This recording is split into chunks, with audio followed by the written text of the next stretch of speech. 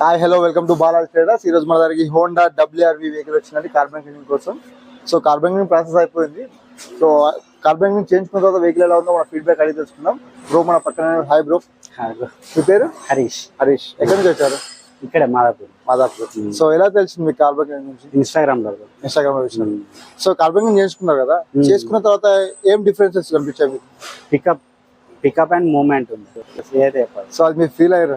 అది ఫీల్ అయ్యాను 100% ఫీల్ అయ్యాను. సౌండ్ అయితే లేదు, ఒక మైలేజ్ చూడాలి. సో కొంతమంది కార్బన్ క్లీనింగ్ చేసుకోవడం వేస్ట్ అనుకుంటా, అంటే వాళ్ళ ఫీలింగ్ అయితే ఇంజన్ స్మూత్నెస్ అయితే ఏర్పడుతుంది. సో వాళ్ళకి మీరు చెప్పే సమాధానం? చేయాలంట నేనైతే 100% చేయించుకోవాలి, చేస్తే బెటర్, బాగుంటుంది. సో మీ తరఫున ఏమైనా రిఫరెన్సెస్? నా తరఫున డెఫినెట్ ఉంటుంది బ్రో. మైలేజ్ ఇస్తే అయితే ఇంకా చాలా ఉంటాయి రిఫరెన్సెస్ 100%. చూడండి ఒకసారి చూసి క్లియర్ గా మూవ్మెంట్ అయితే ఓకే సూపర్ ఉన్నది. అండ్